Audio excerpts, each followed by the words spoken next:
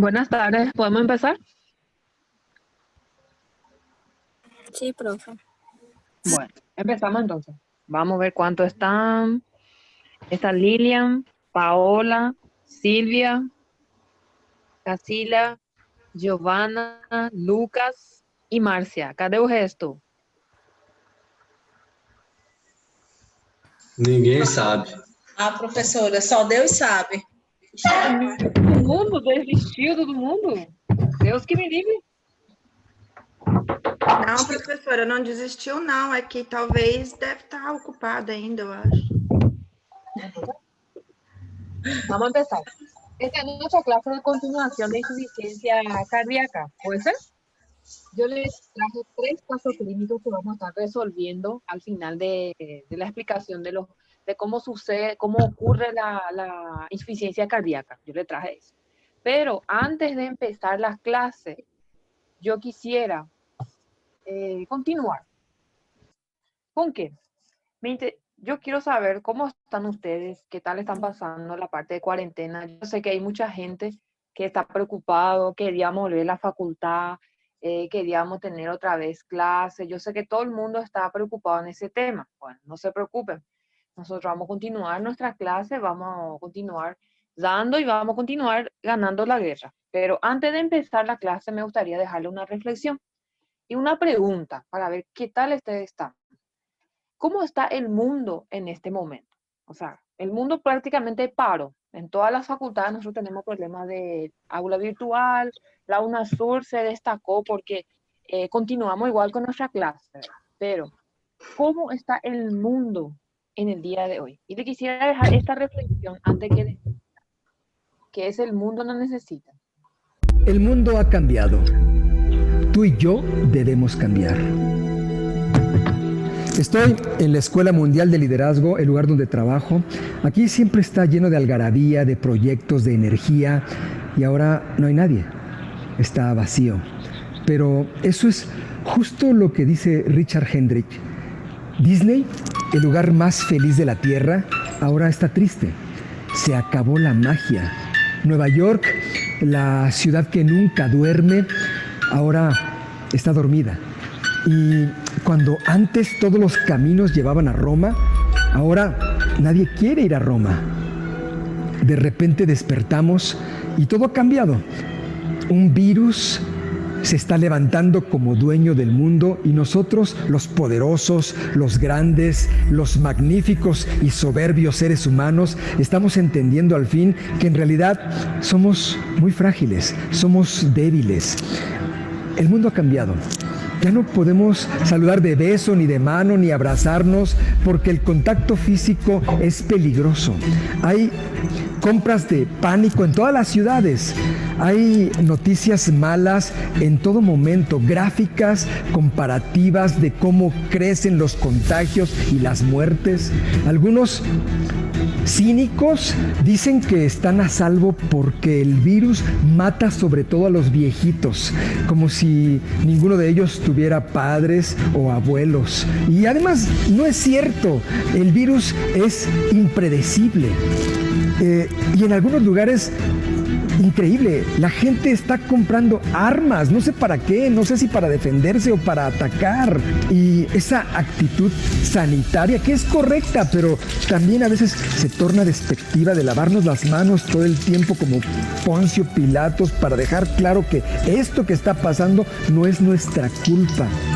Porque es culpa de los chinos que comen sopa de murciélago, o es culpa de esos líderes maquiavélicos que buscan sacar provecho del colapso mundial. Pero ya basta, dejemos de buscar culpables, las cosas son como son, punto.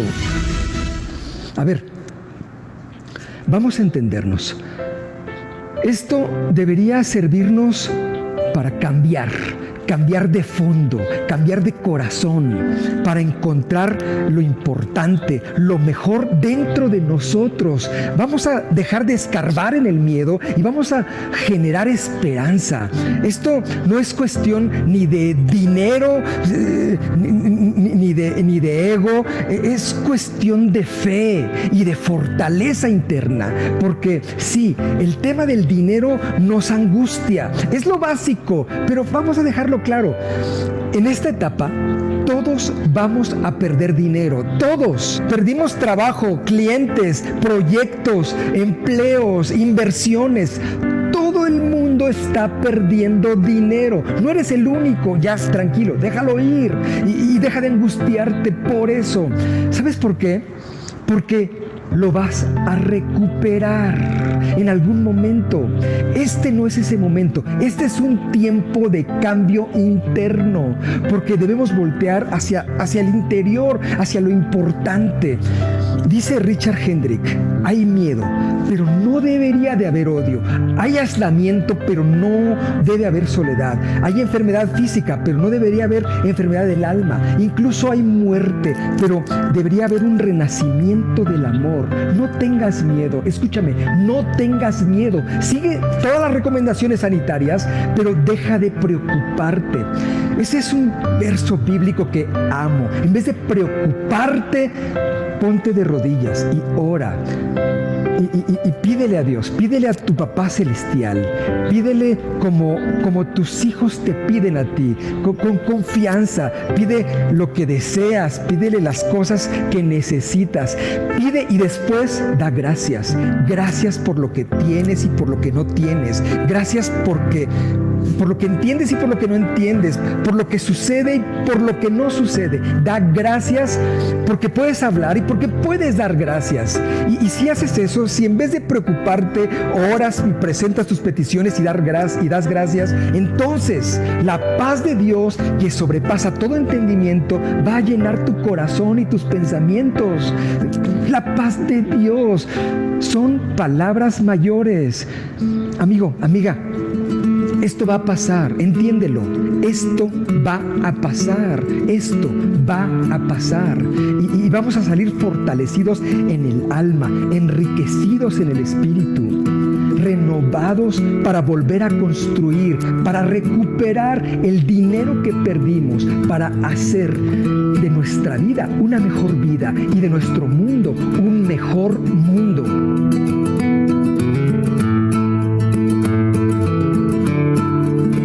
Te mando un abrazo a la distancia. Y si nadie te ha dicho esto hoy, quiero ser el primero. Eres una persona bella, por dentro y por fuera. Eres una persona extraordinaria. Lucha como siempre lo has hecho. Y de ninguna manera pierdas la esperanza y de ninguna manera te des por vencido.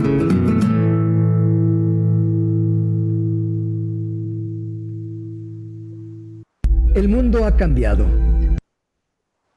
Professora, me fez deixar mais dor de cabeça, né? Emocionante. Manda depois esse vídeo. ¿Ven el vídeo? ¿Pudieron ver el vídeo? Lindo, professora. Profe, Sim, vimos. qué Sí, doctora. Yo de que me formé de médica trabajo como médica y todo en la vida ya escuché. En el hospital público y en el hospital privado. Siempre escucho que llega un paciente a las 3 de la mañana porque estaba con dolor de garganta y no tuvo tiempo de ir a consultar. Eso es cierto. Y siempre procuré atender a todos los pacientes, independientemente si es una urgencia o no es una urgencia. Pero muchas veces el médico de la urgencia, yo como trabajo en la urgencia, a veces tenemos pacientes graves que están y no podemos atenderlas a todos. Y sabemos que la urgencia tenemos que dar prioridad a las personas que necesitan, a las personas que corren riesgo de su vida.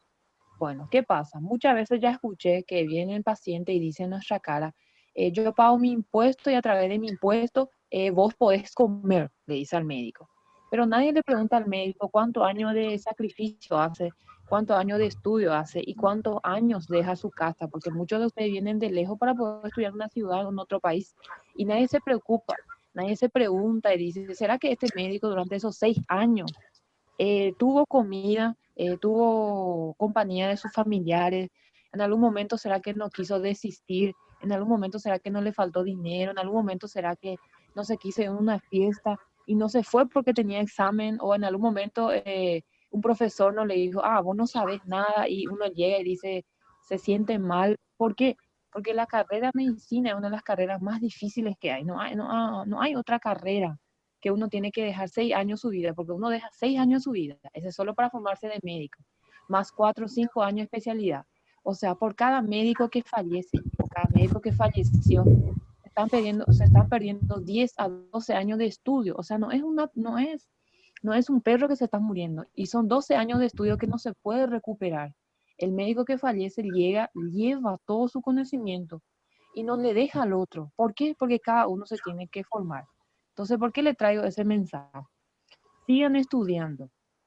Yo sé que las cosas están difíciles, pero sigan estudiando porque el mundo necesita de médicos. No es porque el Brasil hoy en el día de hoy dice que prefiere a médicos extranjeros que sus propios ciudadanos. No le hagan caso.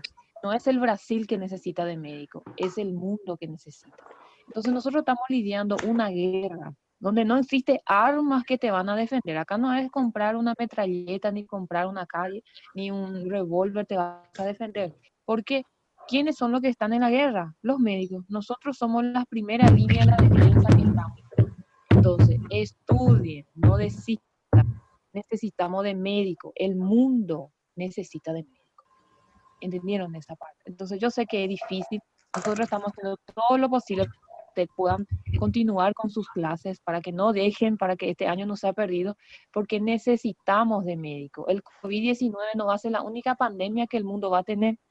Esta es una de las primeras pandemias que nosotros vamos a lidiar. Entonces, a medida que va pasando, va a surgir más pandemias. ¿Y quiénes son los que necesitamos? El médico. Aquel que nadie le da valor, aquel que muchas veces es discriminado, o aquel muchas veces que no es comprendido por los compañeros, por los amigos. Este es el que en el día de hoy está en la guerra, y en el día de hoy está en la primera línea de defensa. Este es el que está dejando ahí en su casa para poder quedarse en el hospital y para que esos enfermos tengan oportunidades de seguir viviendo, de poder recuperarse. Este es el mundo que nosotros tenemos hoy. ¿Y cómo estamos vestidos? Nosotros estamos trabajando día y noche y muchas veces no tenemos tiempo ni de descansar, ni de tomar un café, ni de seguir. ¿Y cómo estamos vestidos? Así, miren, totalmente con protección. No se nos ve la cara. Usted piensa que esta ropa es fácil de usar. Esta ropa es incómodo. Yo prefería usar ropa del militar, que es mucho más cómodo, más flexible, que esta ropa que está acá. Esa ropa hace calor cuando se usa. Esa ropa es incómodo. Yo no me puedo ir a orinar cada vez que quiero orinar. ¿Por qué? Porque no puedo sacarme la ropa y volver a ponerme. Siento sabiendo bien que esa ropa, una vez que esté deshecha, ya no se puede utilizar. Tengo que volver a cambiarme otra vez. ¿Y quiénes son los que están en la guerra con nosotros? Estos pacientes que están así. Y a estos pacientes son los enfermos que nosotros tenemos. ¿Qué nosotros le decimos? A este paciente, lo único, ¿quién está alrededor de ellos? Son los médicos y las enfermeras. Somos nosotros los que estamos con ellos. No están sus familiares, no están sus hijos, no están sus perros, no está nadie. Y lo que ellos necesitan escuchar en este momento es que le importa a ese paciente.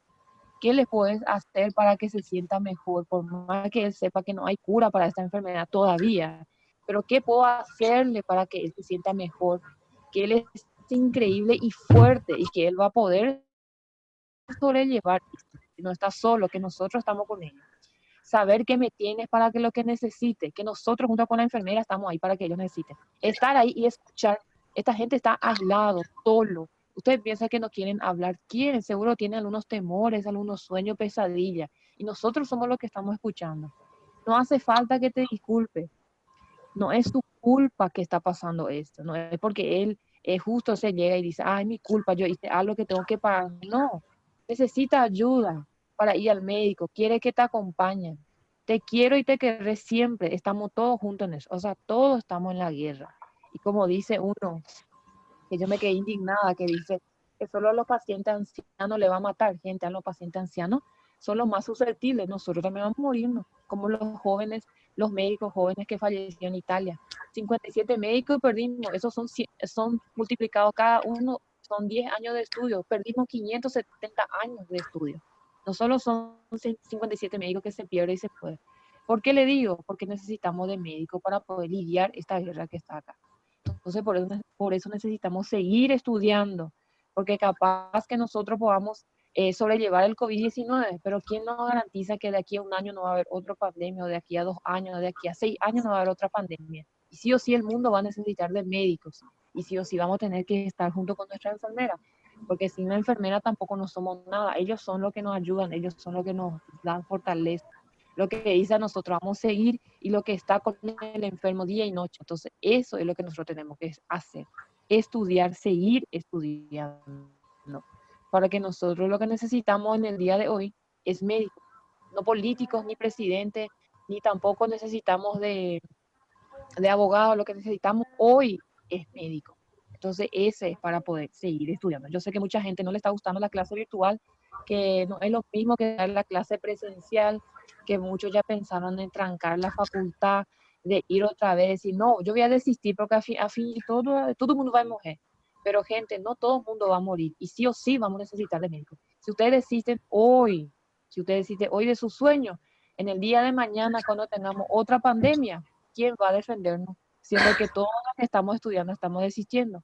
¿Qué va a pasar? No, de nada no nos va a servir. Entonces vamos a seguir luchando, vamos a seguir.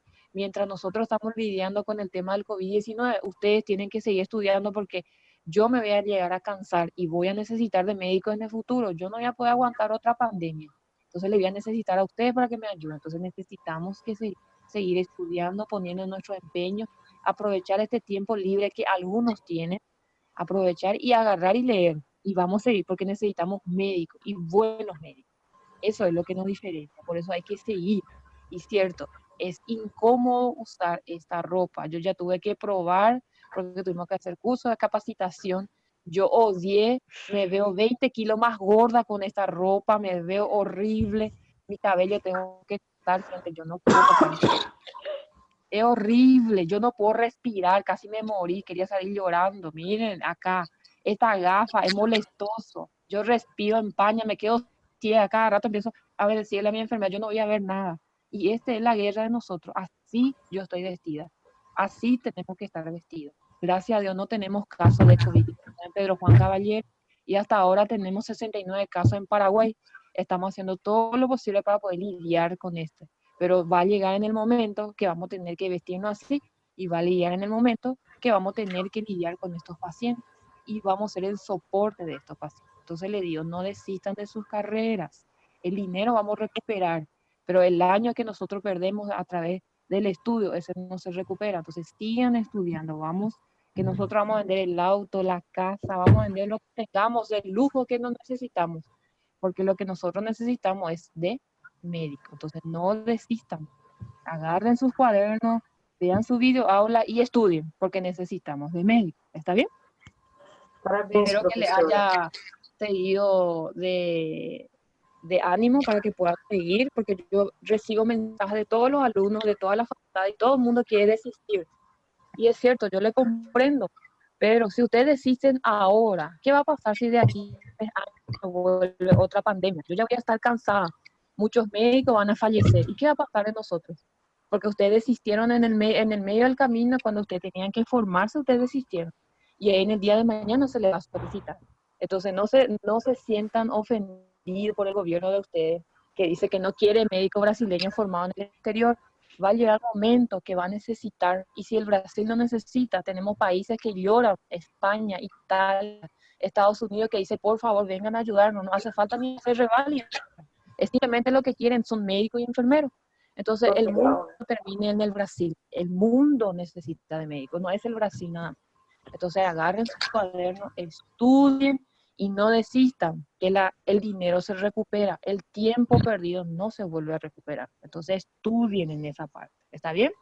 Espero que les siga de motivación.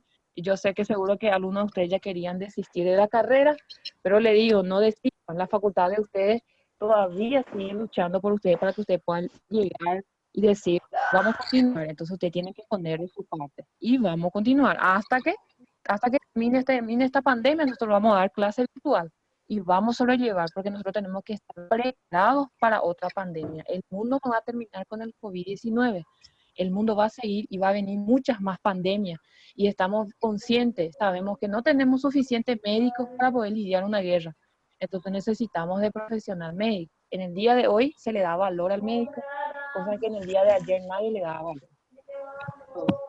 Nuestro tema de hoy es insuficiencia cardíaca, pero una clase de repaso.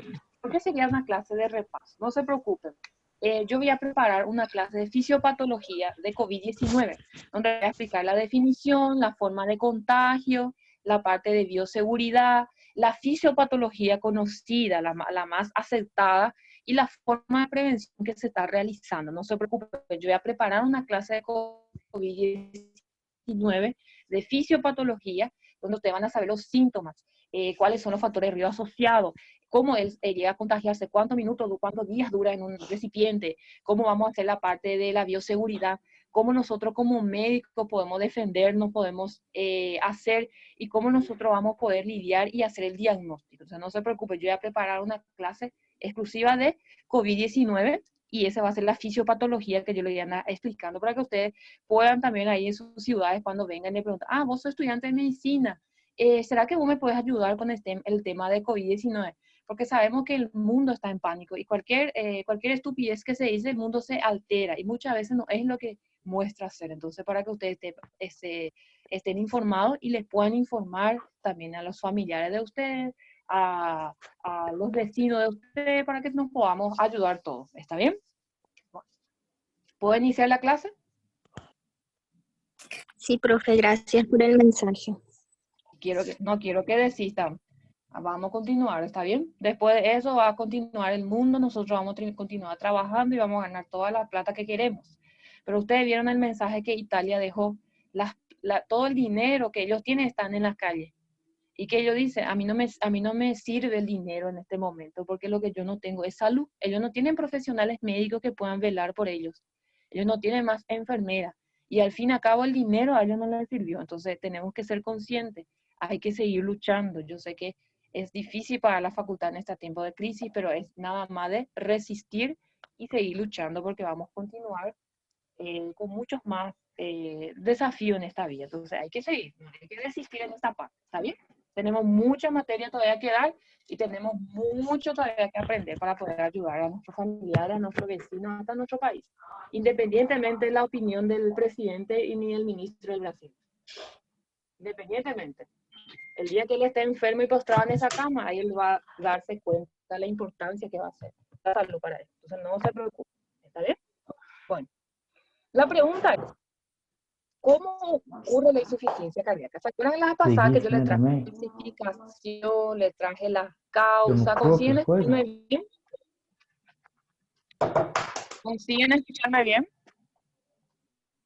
Sí, doctora. Bueno, pues, dale. Vamos a continuar entonces. De la parte de la insuficiencia ocurre, lo que nosotros vamos a continuar en esta parte. Yo le hice un trabajo investigativo del libro que usted tenía que buscarme cuáles son los mecanismos de defensa, cuáles son los mecanismos de adaptación que hace el cuerpo para que no se desarrolle la insuficiencia cardíaca. No se preocupen. En el día de la P1 yo voy a corregir ese trabajo porque ese vale 5 puntos del trabajo que va a ser correspondiente a la P1. O sea, el examen vale 15 y el trabajo vale 5, ¿está bien? Entonces, en el día de la parcial yo voy a ir corrigiendo esa parte. Entonces, necesito que vayan haciendo su trabajo. Bueno, yo les traje esta parte. ¿Cómo ocurre la insuficiencia cardíaca? Nosotros tenemos mecanismos de adaptación y de inadaptación que nosotros tenemos que hacer. Entonces, diversos son los que van a hacer, lo que van a agarrar la parte de mecanismos que auxilian al corazón para que él no pueda desarrollar, para que pueda afrontar esa carga hemodinámica que tiene y pueda, como sería una sobrecarga en el presión volumétrica que tiene el corazón. Entonces, muchos mecanismos vienen y le ayudan al corazón. Ahora, estas son útiles en el corazón cuando han sufrido pérdida miocárdica o de la contractilidad. Entonces, es muy bueno. Ellos vienen y le auxilian al corazón. ¿Qué pasa? A breve plazo que va pasando, muchas de estas respuestas son adaptativas, beneficiosas hasta un cierto nivel. Sin embargo, a medida que va pasando, a medida que el plazo termina, él se va haciendo inadaptativa y se vuelve dañinas. Entonces, eso es lo que hace. Una vez que el corazón empieza a sufrir, necesito apoyo porque estoy trabajando el doble. Entonces, nosotros tenemos mecanismos que vienen y le auxilian al corazón. O sea, a breve plazo, o sea, en un momento, ese es beneficioso, lógico.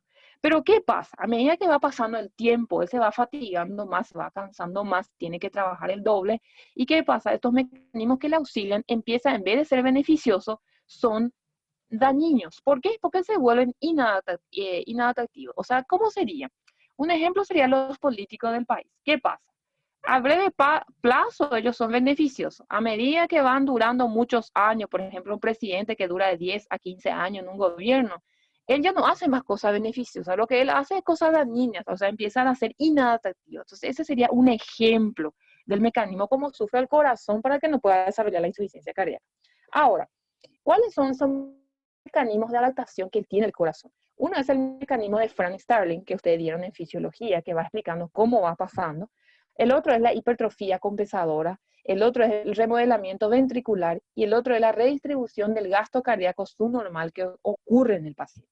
Ahora, la pregunta es, ¿cómo estos mecanismos, cada uno de ellos, puede llegar a ser en un momento dado inadaptativos y pueden dañar nuestro sistema? ¿Cómo puede ser? Bueno, el mecanismo de Frank Starling, ¿qué es? Cuando hay un incremento del volumen telediastólico del ventrículo, ¿ese qué hace? Hace que acompañe el estiramiento de los sarcómeros, lo que hace que haya incremento en la interacción entre los filamentos de actina y miosina y su sensibilidad al calcio. Entonces, ¿qué es lo que él hace entonces con este? Empieza a intensificar la contracción. O sea, cuando empieza a haber el aumento de ese volumen telediastólico. Ahora, ¿qué hace entonces él? Hace que esa capacidad intrínseca que nosotros teníamos acá de adaptarse a volúmenes crecientes del flujo sanguíneo, es decir, cuanto más se llena la sangre en un ventrículo durante la diástole, mayor será el volumen de sangre expulsado durante la contracción sistólica. Entonces, si yo empiezo a recibir más sangre, yo más fuerte tengo que mandarlo otra vez, entonces mayor va a ser la contracción.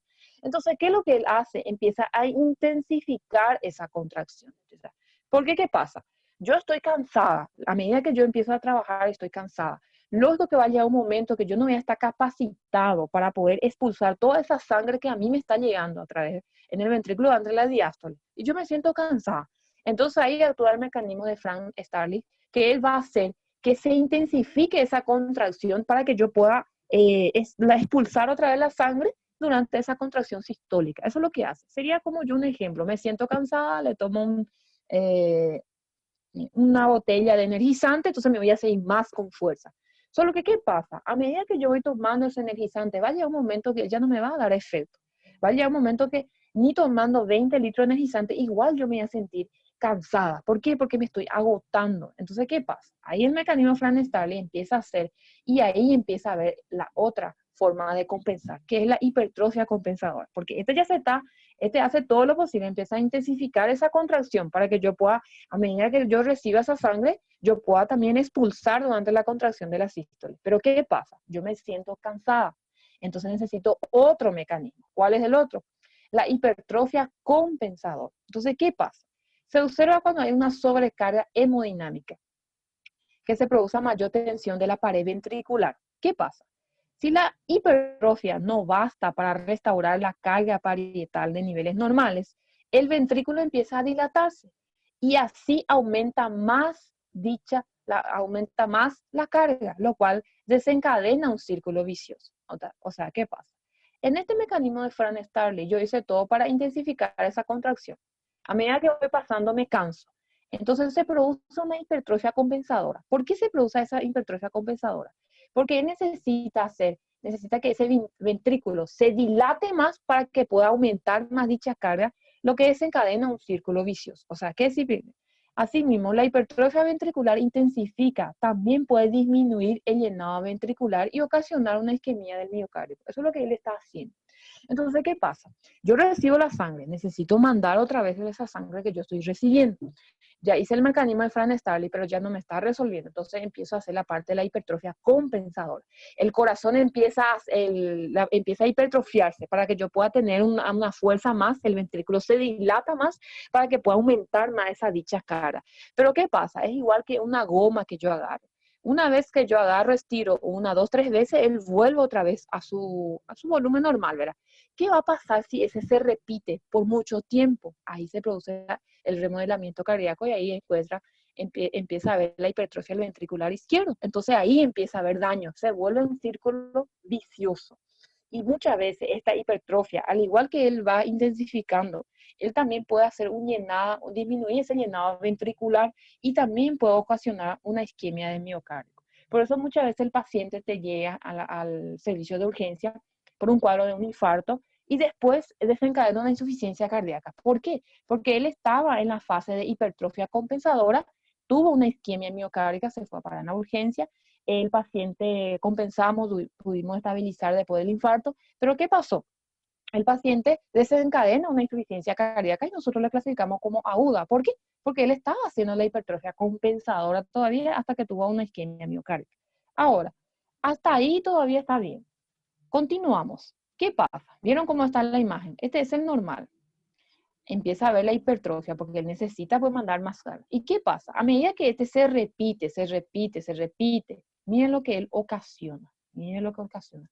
Hace una dilatación, hace un remodelamiento del corazón. Y por eso es lo que nosotros vemos en la radiografía de toda la cardiomegalia que presenta el paciente. Entonces, continuamos. ¿Qué pasa con esa hipertrofia compensadora? Empieza a ver la parte de remodelamiento ventricular. ¿Qué pasa? Sucede cambios en el tamaño, la masa, la configuración del ventrículo, como una secuencia de un factor desencadenante. Él empieza a trabajar, entonces lógico que va a empezar a aumentar de tamaño, aumentar de masa, empieza a haber un cambio en la configuración. Y este remodelamiento, ¿qué hace? Hace que haya una proliferación y crecimiento de ese miocito. Y los mecanismos compensadores, el estrés oxidativo, la apoptosis, y finalmente hasta que puede ocasionar una fibrosis. Es frecuente el que el ventrículo remodelado cambie su forma. Se torna una otra forma más esférica, que también, ¿qué es lo que él hace? Disminuye la eficacia de la expulsión. Entonces, a medida que va haciendo esta hipertrofia descompensadora, como yo mostré acá, ¿qué es lo que él hace? Va funcionando a un cierto nivel, él me funciona. Ayuda a que yo consiga bombear esa sangre para que pueda suministrar todo el cuerpo. Pero ¿qué pasa? A medida que eso se va repitiendo, miren lo que él hace, un remodelamiento ventricular. Y ese remodelamiento ventricular, ¿qué es lo que va a hacer? Miren, con este remodelamiento empieza a haber, disminuye la eficacia de la expulsión que presenta el paciente. Entonces, ¿qué va a haber? Una vez que el paciente empieza a presentar ese remodelamiento, el corazón es inteligente, o sea, el sistema, nuestro cuerpo es inteligente, dice, mira, tenemos que hacer una redistribución del gasto cardíaco. ¿Por qué? Porque nosotros no estamos bombeando la sangre que necesitamos. Entonces ahí empieza el problema. Empieza a haber una disminución del gasto cardíaco. Entonces le empieza a decir, ¿dónde vamos a disminuir? Empieza a disminuir en la piel, en el músculo, en los riñones, que no empiezan a recibir suficiente sangre. ¿Por qué él hace eso? Porque él tiene un fin, es conservar el flujo sanguíneo en todos los órganos vitales. ¿A quién no le tiene que faltar? Al encéfalo y al corazón. Entonces, él ve que en ese remodelamiento ventricular, él está perdiendo la guerra. Entonces, él le dice, necesitamos hacer una redistribución del gasto cardíaco.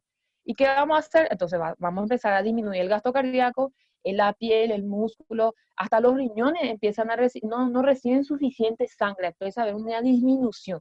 ¿Por qué él hace? Porque al encéfalo del corazón no le tiene que faltar. Por eso el paciente muchas veces hay tiempos que él vuelve a hacerse asintomático. Y a partir de esta redistribución del gasto cardíaco que va volviéndose, entonces el paciente empieza a presentar algunos síntomas. Entonces, ¿qué pasa? Sin embargo, hay una vasoconstricción para que pueda incrementar esa postcarga y así también ello empieza a disminuir todavía más el gasto cardíaco. ¿Por qué? Porque no le llega suficiente sangre entonces a la piel. Entonces, ¿qué es lo que él hace? Vasoconstricción. ¿Pero qué es lo que hace el vasoconstricción? Nada más incrementa otra vez la postcarga. Entonces, ¿qué es lo que hace? Disminuye más el gasto cardíaco. O sea, va perdiendo la guerra. Eso es lo que él hace, toda esa respuesta. Esta retención de sodio y agua que él provoca, ¿qué es lo que hace? Porque el riñón dejó de estar recibiendo menos sangre, entonces lógico que él va a trabajar menos. Entonces empieza a haber retención de sodio y agua. ¿Qué es lo que él empieza a hacer? Aumenta la precarga. ¿Y qué es lo que él hace? A largo plazo empieza a haber la congestión pulmonar y anasaca. O sea, el paciente empieza a decirse, empiezo a tener dificultad respiratoria, empiezo a tener tos seca, empiezo a presentar cianosis. Entonces el paciente ya empieza a tener los primeros síntomas. Ahora, esa vasoconstricción a corto plazo, él me ayuda. ¿Por qué? Porque él conserva la presión de riego de los órganos vitales. Pero, ¿qué es lo que él pasa? A largo plazo empieza a haber una disfunción de la bomba, aumenta el gasto de energía por el corazón. O sea, a un momento él va a servir, pero va a llegar un momento que él ya no me va, a largo plazo ya no me va a sustentar. Entonces hay una estimulación simpática. ¿Por qué la empieza a estimular la simpática? Porque él necesita aumentar la frecuencia cardíaca y aumentar la contracción cardíaca. Porque lo que pasa en la insuficiencia cardíaca es que el corazón es una bomba. Entonces, ¿qué pasa? Se siente insuficiente para poder bombear esa sangre. Entonces, él necesita aumentar la frecuencia cardíaca, aumentar esa contracción para que él pueda todavía suministrar todo al cuerpo lo que necesita de sangre. Pero, ¿qué pasa? A largo plazo, ese tampoco es bueno, porque lo que él hace aumenta el gasto de energía. Ahora, empieza a hacer la activación de citocinas. ¿Qué es lo que él hace? Hace una vasodilatación. Muy bien. ¿Qué pasa con esa vasodilatación? Nada más hace un efecto catabólico del músculo, de la fibra estriada, deteriora la función endotelial y disminuye la contracción. ¿Y qué es lo que él ocasiona? Remodelamiento ventricular. Eso es lo que me va a hacer la activación de citocinas a largo plazo. ¿Y qué va a hacer este remodelamiento ventricular? Ocasiona una hipertrofia. Esta hipertrofia, él al principio es bueno porque él reduce la carga de las fibras musculares individuales. Pero ¿qué es lo que pasa cuando empieza a hacer a largo plazo? Él empieza a deteriorar y empieza a haber muerte de las células cardíacas y hace una miocardiopatía de la sobrecarga. Entonces, al final, él a largo plazo va a hacer más daño. Entonces empieza a haber un incremento del colágeno. Entonces, ¿qué hace? Ese incremento del colágeno, lo que él hace es disminuir esta dilatación que está provocando acá. Pero ¿qué pasa? A medida que él disminuye la dilatación, disminuye también la relajación. Entonces, con el tiempo él se vuelve, no puede volverse, empieza a volverse más lento. ¿Por qué? Porque disminuye la relajación. Entonces, todo esto el cuerpo hace para que nosotros podamos frenar esa parte de la insuficiencia cardíaca. Ahora, todo lo que va a hacer a corto plazo es buenísimo, a corto plazo es bueno, pero a medida que va pasando el tiempo, él se vuelve dañino. Por eso lo que él tiene esa fase compensatoria, que en un momento dado es beneficioso, y a medida que va pasando el tiempo, se vuelve dañino al cuerpo. ¿Por qué? Porque pierde ese, no son más adaptativos, son inadaptables. Por eso es lo que él hace ese síntoma. Ahora, ¿qué hace esa parte? Luego que todo el corazón empieza a sufrir, tiene que haber una alteración en el metabolismo energético. Entonces, ¿qué pasa? Cuando empieza a surgir esa insuficiencia cardíaca en presencia de una isquemia aguda, o ya sea una insuficiencia cardíaca crónica, es posible atribuir que hay menor aporte de oxígeno con disminución resultante del ATP. Entonces, ¿qué va a hacer? En algunos variantes de insuficiencia cardíaca sin isquemia, disminuye los depósitos energéticos que tiene el miocardio en forma de fosfato, de creatinina, al igual que la que va a ser la creatinasa. Entonces, sí o sí, ese valor, ese metabolismo energético que le está llegando al corazón, sí o sí va a llegar un momento que va a empezar a disminuir. O sea, ¿qué pasa?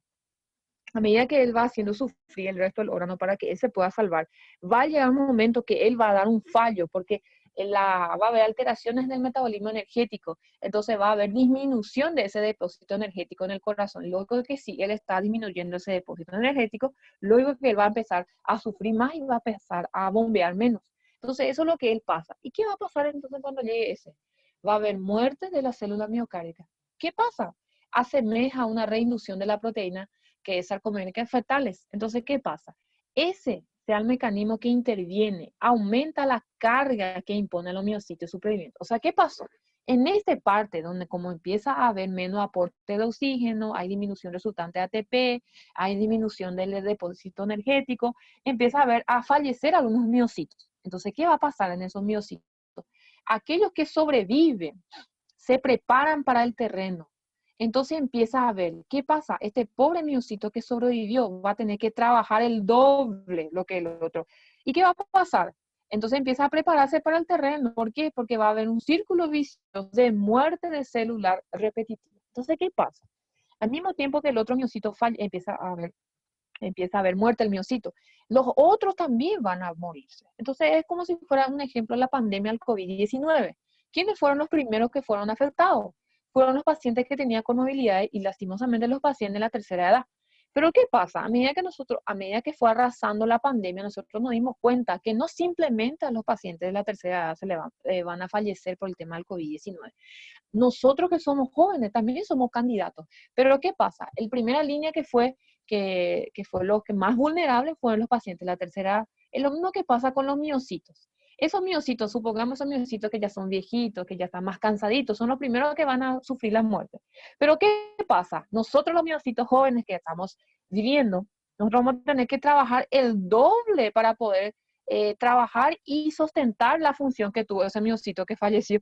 ¿Y qué va a pasar? En algún momento eso se vuelve un círculo vicioso. Nosotros también vamos a morir. ¿Por qué?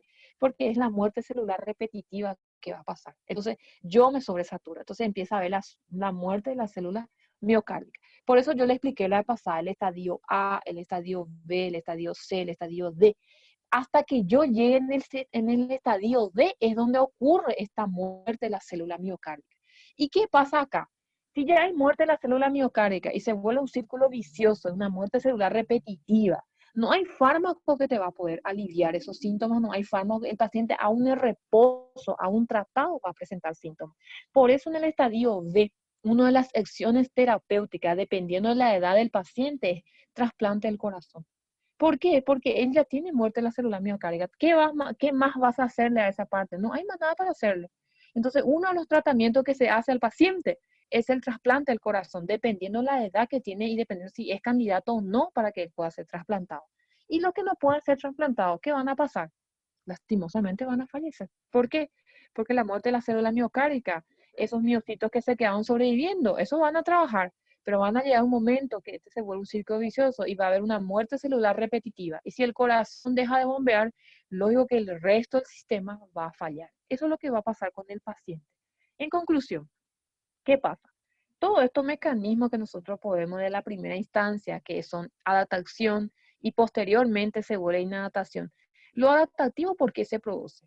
Él se produce porque conservan ese gasto cardíaco en caso de disminución repetitiva. O sea, algún momento cuando el paciente está en el estadio A, no hay todavía cambio estructural, en el estadio B empieza a haber cambio estructural, en el estadio C empieza a haber síntomas y en el estadio D sí que es simplemente esperar, porque acá ya hay totalmente daño, hasta muerte de los miocitos y todo. Entonces, ¿qué pasa? Este adaptativo me va a ayudar acá, en estos dos estadios, en el A y en el B. Ustedes vieron que acá tiene su tratamiento farmacológico y no farmacológico que me ayuda. ¿Cuál es la opción terapéutica? Nosotros tenemos que frenar en este estadio B para que el paciente pueda sobrellevar ese cuadro. Pero ¿qué pasa? Estos pacientes que están en el estadio A y en el estadio B son pacientes que muchas veces son asintomáticos. Entonces, si ellos no se van al hospital, no se van para hacer un chequeo, no se van para hacer una consulta rutinaria, muchas veces nosotros no podemos diagnosticarle en su casa. Entonces, ¿qué pasa? Él te va a llegar cuando ya está en el estadio D. ¿Y qué pasa acá en el estadio C? ¿Y qué pasa cuando está en el estadio C? Acá ya es inadaptativo. Entonces, ¿qué pasa? A un incremento de la carga hemodinámica. ¿Por qué? Y la necesidad de oxígeno que tiene el ventrículo cada vez menos funcional. O sea, empieza a haber más carga y el ventrículo se vuelve menos capaz de volver a hacer trabajar Doutora, funcionalmente. Decime. é porque no estágio C, a partir daí já instalou, né, a insuficiência cardíaca? Ya instaló. Pero ¿qué pasa? En el estadio C, nosotros ya estamos en esta etapa inadaptativa. O sea, ¿qué pasa? Acá ya hubo ese incremento de carga hemodinámica. O sea, ¿qué significa? Por eso el paciente te llega en el estadio C. Vou falar aquí no Paraguay que el paciente ya llega no estadio D, ni llega ni en el C. Vaya a agradecer si llega no C, ¿verdad? Porque ya llega en el estadio D. ¿Qué pasa? En este estadio C, esta etapa inadaptativa nosotros ya tenemos. Entonces, ¿qué es lo que hay? Ya hay daño miocardio perpetuando un ciclo vicioso. O sea, ya hay daño miocárdico. Entonces, el paciente, ¿cuál es nuestra función otra vez como médico? Nuestro trabajo es agarrar y frenar en este estadio C. Frenar. Por eso se le hace todo ese tratamiento farmacológico, no farmacológico, que seguro que la doctora Valeria Sander le explica cuando empieza a dar la parte del antihipertensivo. Cada antihipertensivo tiene una función. Si ustedes ven los IECAS, él tiene una función de frenar ese remodelamiento del ventrículo izquierdo que hace, frenar ese remodelamiento cardíaco.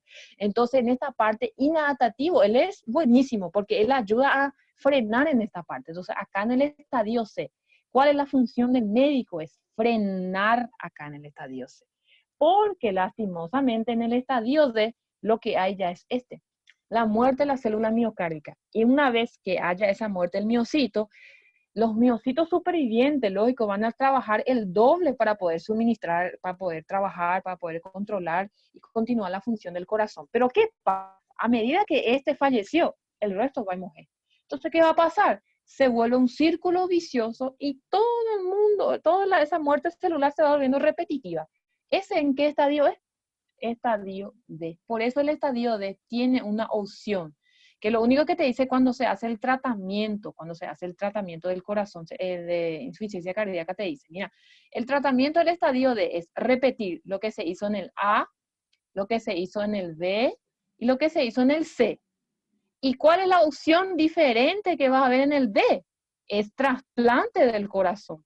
Pero para que yo haga este trasplante del corazón, mi paciente tiene que ser un paciente joven todavía y hay una lista de espera que va a tener que entrar el paciente. Entonces, ¿cuál es la función de médico? Yo particularmente, si me vienen a preguntar, doctora, si vos vas a desarrollar una insuficiencia cardíaca, ¿cuál sería tu opción? ¿Cuál sería tu perspectiva de tu vida? Yo le voy a decir, mira, yo al estadio D, yo no quiero llegar. ¿Por qué? Me van a decir.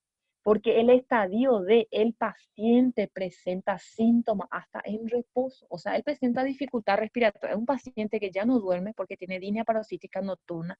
Es un paciente que se hincha porque tiene anasarca. Ya no es edema del miembro inferior, ya tiene anasarca. Es un paciente que ya tiene dificultad respiratoria en reposo, ya tiene síntomas en reposo, tiene esa palpitación en reposo. O sea, el paciente no puede vestirse, no puede dormir, no puede vivir. ¿Qué vida vas a tener ahí? No voy a tener vida. O sea, en el estadio D yo no quiero llegar.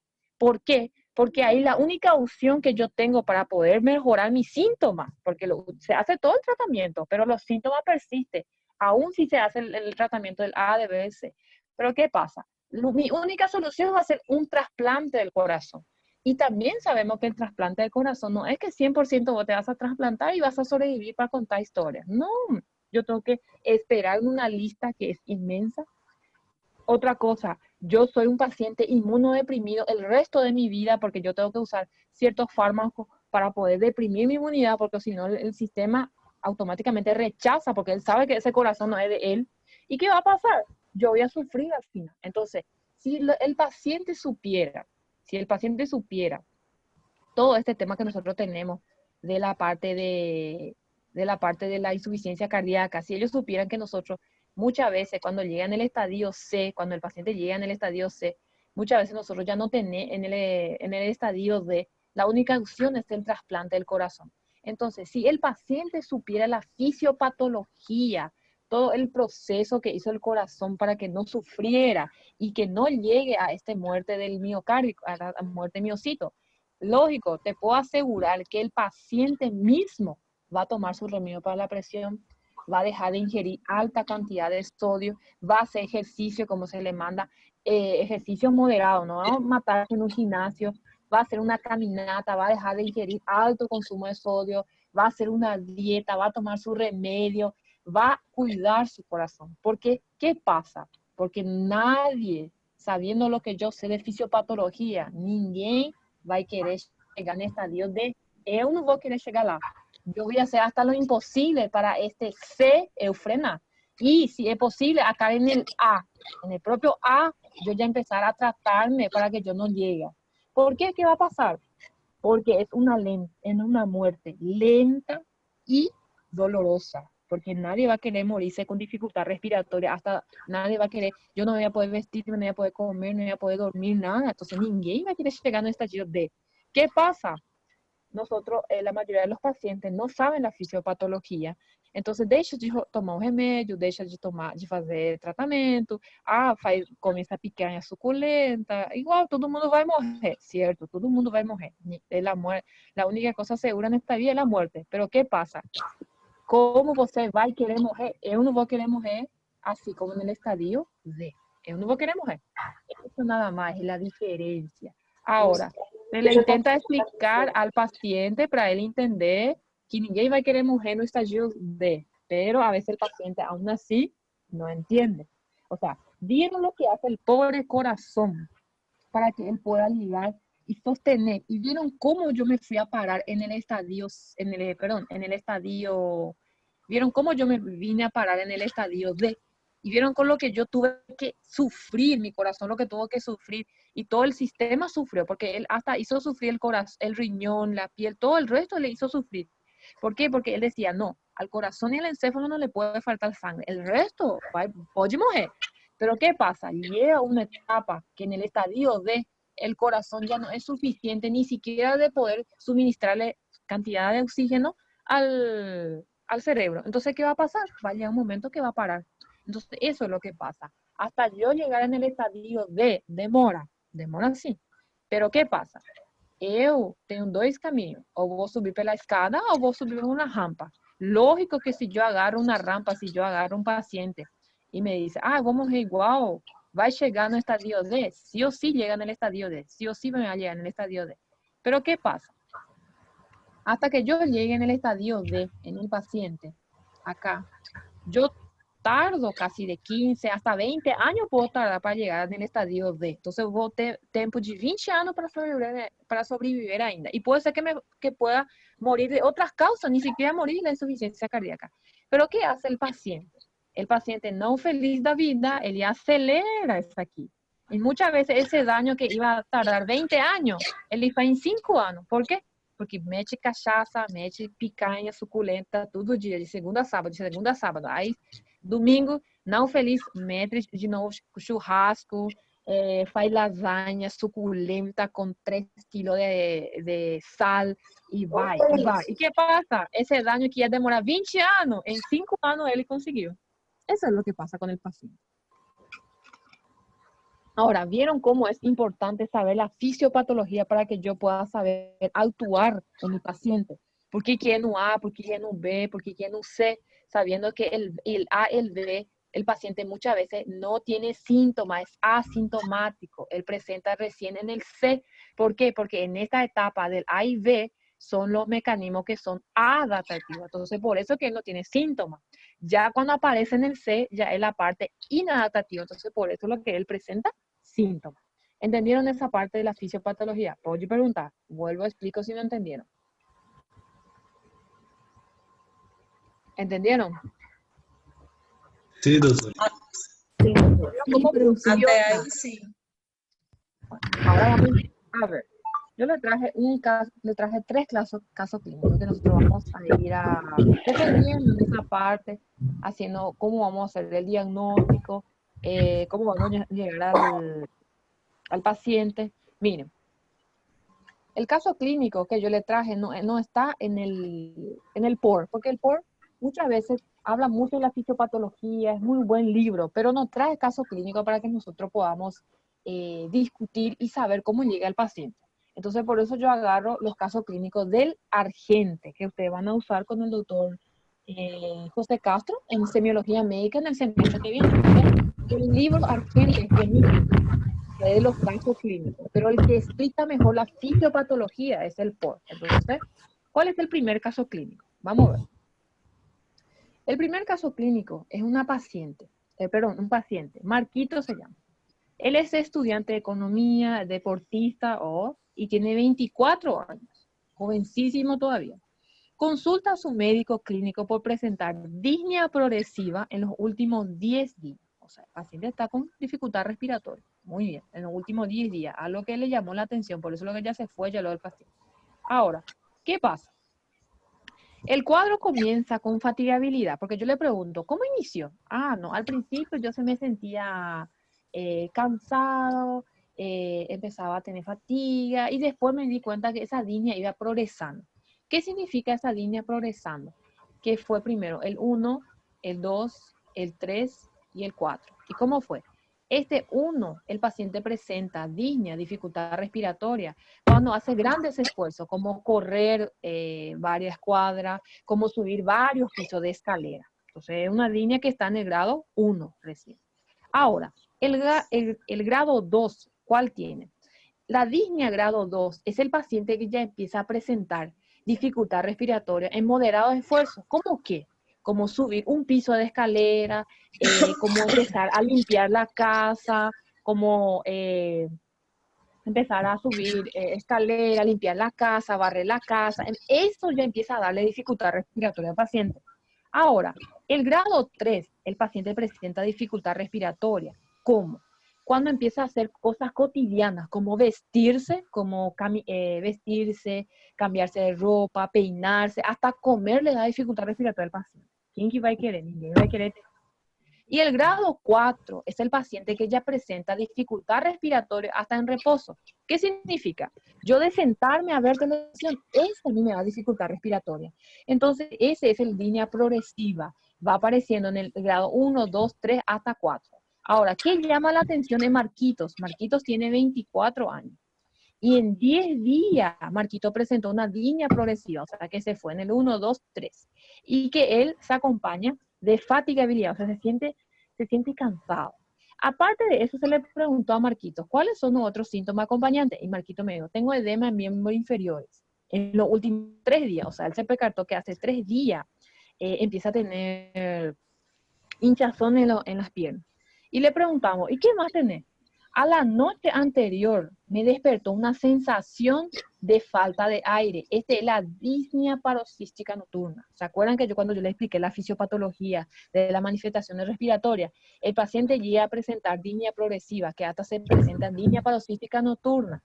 ¿Qué es esa disnea paroxística nocturna? Es cuando yo me voy a acostar, empiezo a dormir, después de 2 a 4 horas después de conciliar el sueño, me levanto con falta de aire, empiezo a buscar, abro las ventanas, empiezo a tener dificultad respiratoria, me siento ahogado. Y el paciente dice que con necesidad de sentarse y acercarse a la ventana, porque él tiene una dificultad respiratoria. Todavía sigo diciendo, Marquitos tiene 24 añitos recién. Y es un paciente que es deportista, o sea, cuida seguro que cuida su alimentación también. Ahora, yo le pregunto a Marquitos, por ejemplo, Marquitos no es hipertenso, porque una de las causas es la hipertensión arterial. Y le pregunto, ¿cuál sería la causa de esta insuficiencia? Porque todo el cuadro clínico me hace pensar en una insuficiencia cardíaca. El único antecedente que él relata es que tuvo un cuadro viral 3 semanas antes que inició el cuadro. Qué bien. Entonces le hago el examen físico. En el examen físico encuentra que el paciente está taquicárdico, su frecuencia cardíaca está a 110 por minuto, está taquinéico también, sí, lógico, está con dificultad respiratoria, y le controló su presión arterial y está 95/60, no es hipertenso, por lo menos ese se constató en su... Y se evidencia la que es ingurgitación yugular. Muy bien. ¿Qué pasa? En la auscultación cardíaca yo escucho un ritmo galope, ese tututum, tututum, parece que se escucha un tercer latido y asemeja como si fuera el galopada de un caballo, por eso se le dice ritmo de galope. Y la auscultación pulmonar, yo escucho crepitantes bilateral. O sea, ¿qué significa? Crepitante es igual el sonido que yo agarro de mi cabello y rozo cerca de mi oído. Ese es que yo, en la auscultación pulmonar, yo consigo escuchar crepitante. Y él tiene bilateral en los 2 pulmones, en el campo medio pulmonar. O sea, los 2 tienen crepitante. Y también presenta hepatomegalia, que rebaja 2 centímetros debajo del reborde costal. ¿Qué pasa? Al examinar el abdomen del paciente, tolera la dificultad respiratoria, pero ¿en qué posición se coloca? Ortonea. O sea, el paciente se coloca en una posición que eleva los brazos y empieza a colocarse en una cabecera de una silla para que él pueda respirar mejor. Eso es lo que presenta el paciente.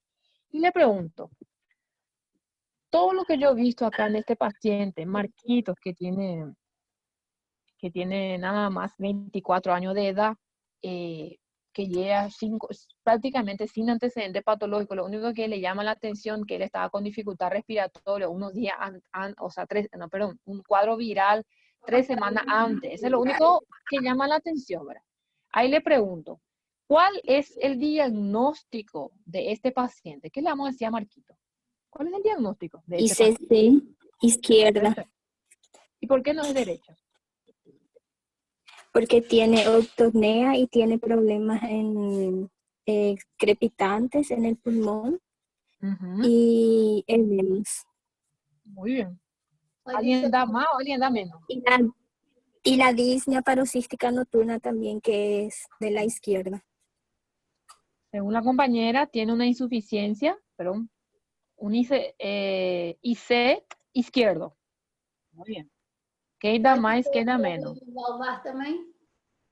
Bueno, según la compañera, tiene un ICC global. Muy bien. ¿Quién da más, quién da menos? Problema de válvula, professora. Valvulopatía, puede ser también. Pero yo le pregunto el diagnóstico del paciente, no la causa todavía. Según nuestra compañera, ICC izquierdo, perdón.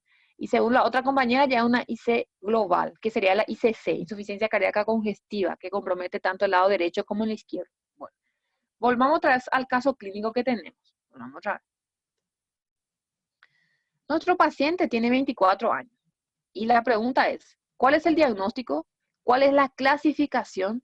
¿Cuántos criterios de Framingham posee para que yo pueda decir si es o no es ICC? ¿Y cuál sería la explicación fisiopatológica? Porque el muchacho tiene 24 años para que él pueda desarrollar una insuficiencia cardíaca.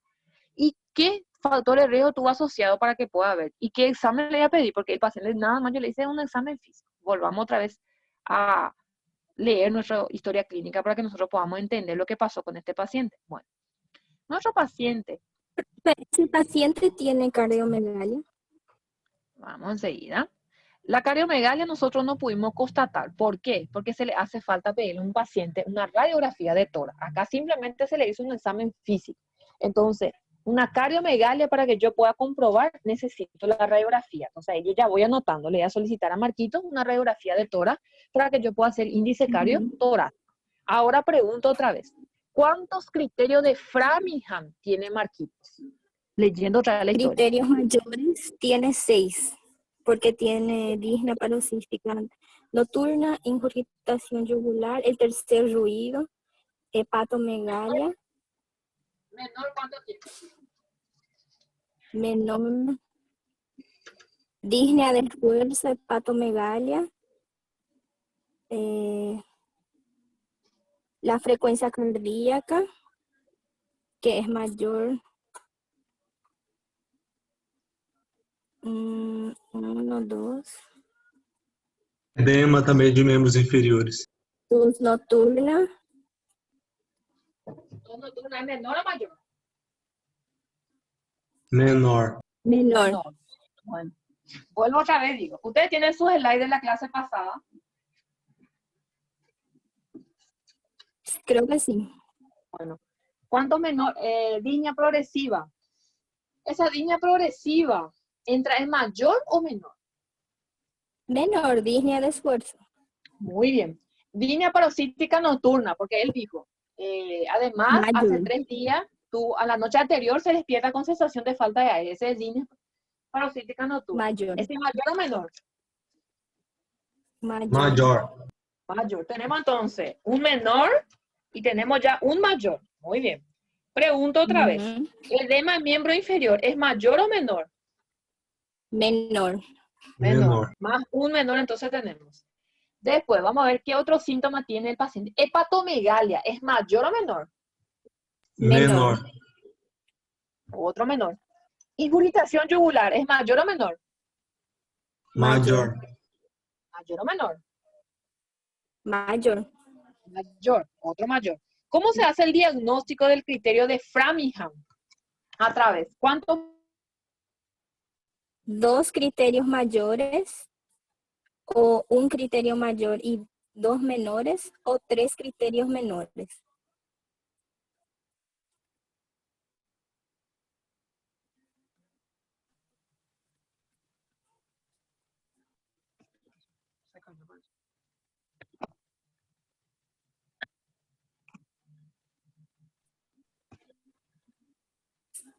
¿Consiguen escuchando?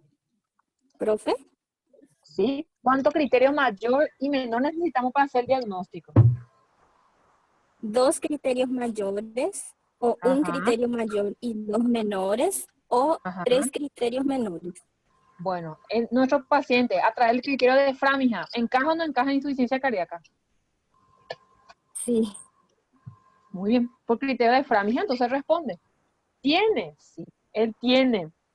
Nos le encontramos 2 mayor y le encontramos también disnea, que es menor, le encontramos edema, que es menor, le encontramos también al paciente hepatomegalia, que hepatomegalia también llega a ser menor. Entonces el paciente tiene 2 mayor y 3 menor. Entonces el paciente encaja de sobra lo que va a ser insuficiencia cardíaca. Ahora vuelvo y pregunto, ¿es izquierda, es derecha o es global?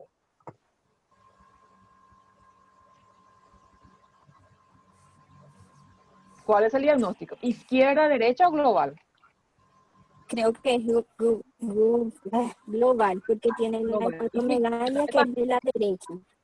Ajá, La y después, disnea pelocística, que es de la izquierda.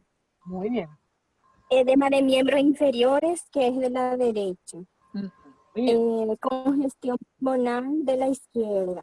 Muy bien. Entonces, ¿qué tiene el paciente? Insuficiencia cardíaca congestiva o global. Muy bien. Entonces, Global. nosotros vamos a agarrar y vamos a hacer otra vez la parte. Entonces, el diagnóstico de nuestro paciente es una ICC o IC global, porque ya embarca los dos. Ahora, este paciente que nosotros tenemos acá, nuestro pobre paciente, ¿cuál va a ser el diagnóstico de este paciente que nosotros tenemos acá? Porque nuestro paciente tiene una ICC global, pobrecito, encaja en el criterio de Framingham.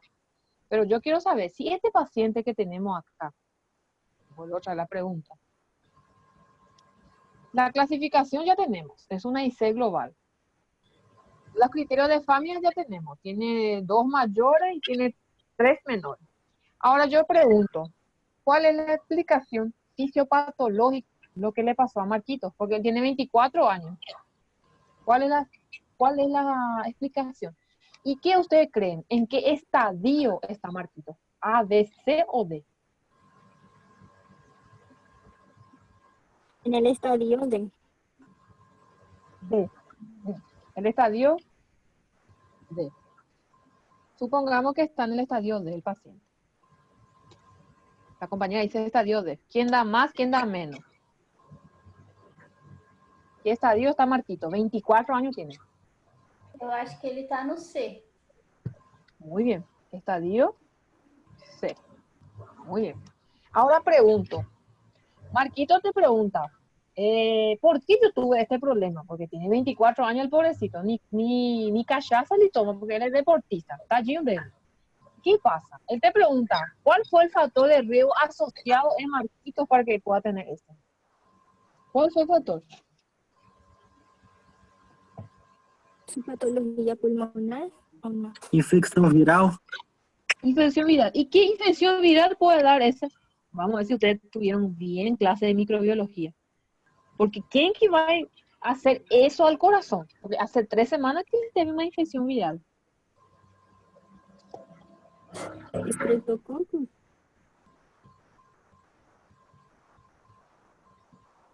¿Qué pudo ver?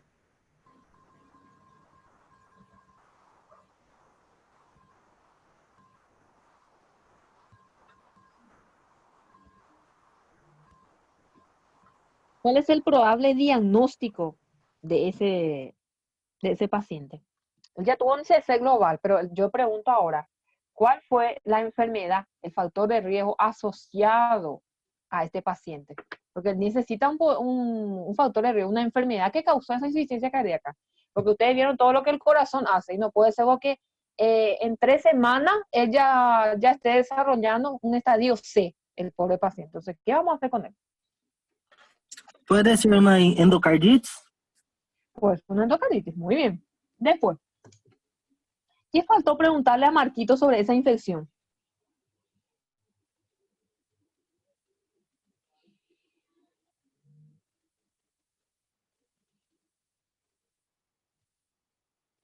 ¿Qué presenta? pode ser também um problema congênito, professora, que ele tem um problema valvar congênito já? Muy bien. Una valvulopatía. Coloca acá. Sim. Una valvulopatía. Muy bien. Otro, ¿quién da más? ¿Quién da más? Tu compañero dijo que puede ser una endocarditis infecciosa. Muy bien. Ahora, ¿quién da más? ¿Quién da menos? ¿Quién chuta a otro? Otra enfermedad viral que me puede, o sea, una enfermedad viral que me puede dar daño al corazón que me desencadenó. Justamente yo la vez pasada expliqué, que yo me fui explicando toda la fisiopatología y justo yo toqué también porque yo me fui explicando sobre la disfunción sistólica, la disfunción diastólica, me fui explicando la disfunción ventricular derecha, izquierda, el de gasto alto, el de gasto bajo, y justo en una de las disfunciones yo hablé y dije, miren, en esta parte puede ser por tal diagnóstico, y justo este marquito tiene ese diagnóstico. Ayúdenme. Puede ser Chagas, doutora? Chaga, muy bien, gostei. ¿Quién da más? ¿Quién da menos?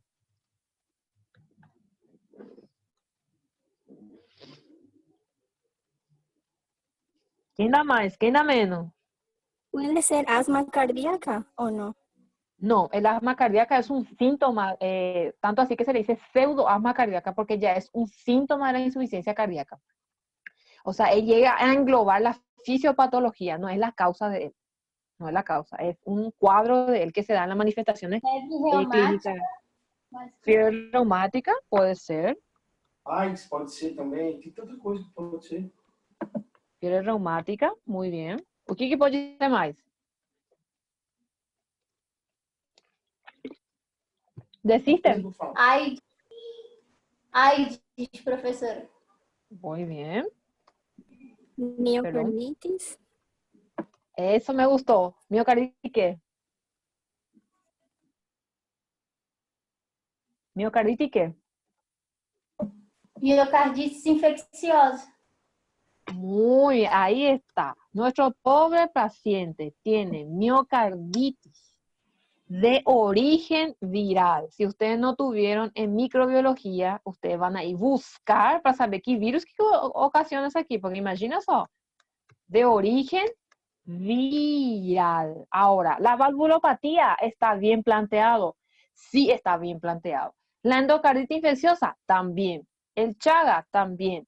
La fiebre reumática, también. VIH, también puede ser. Pero nuestro paciente tiene una miocarditis de origen viral. ¿Por qué va a ser esa ahí? ¿Por qué que no es un gesto? Principalmente, porque el Chagas tiene otras manifestaciones clínicas que me hace pensar en el Chagas. La fiebre reumática, el paciente ya te dice, no, yo tuve, cuando era más joven, tuve faringomielitis a repetición, tuve que usar penicilina por 6 meses, yo tengo una enfermedad rara, o sea, el paciente ya te dice antecedentes que tiene. VIH, sí o sí, el paciente puede plantear también, pero ese ya es un paciente ya que te dice, paciente promiscuo con sospecha, así ya va llegando así la historia clínica. Yo le estoy mostrando cómo a gente faz uma prova pensando na história, em um caso clínico, porque aí você não dá tempo de perguntar, você tem que recolher os dados, como vai dar na história clínica. Assim é o que vai ser o exame de la reválida. É assim o exame de la reválida. Só que aí você tem 3 minutos para responder. Y la endocarditis infecciosa también está bien planteado. También está. Pero el paciente tiene una miocarditis de origen viral, porque según la fisiopatología, en 3 semanas él te puede sentir insuficiencia cardíaca congestiva. ¿Entendieron? Ese es el factor de riesgo asociado al paciente.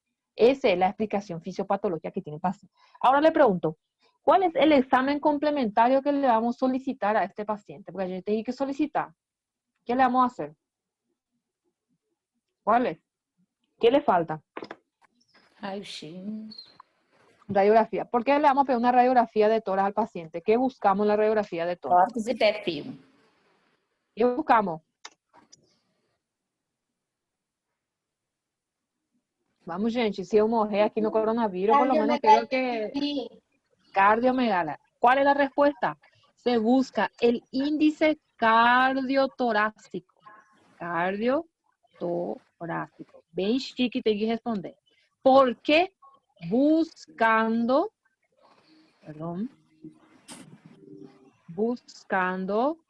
cardiomegalia? Esa aí que é a resposta. Só vai pedir um raio-x ou vai pedir outra coisa? Electrocardiograma. Muy bien, electrocardiograma. Pode pedir um laboratório? ¿Qué vas a pedir? Ecocardiograma. Electro y Electro. ecocardiograma. Muy bien. Ahora le pregunto al grupo, ¿por qué sería interesante pedirle a Marquito un hemograma? Pode pedir também. Para mim poder ver, Infecção. para mim poder ver essa parte viral dele, para ter certeza se está aumentado, para mim ver se tem essa.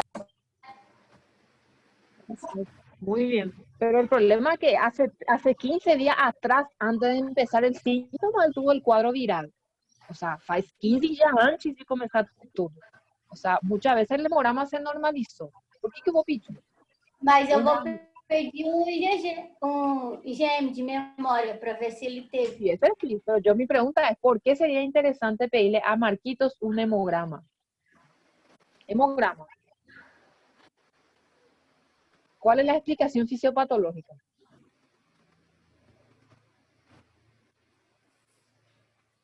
¿Por qué? Vamos, gente.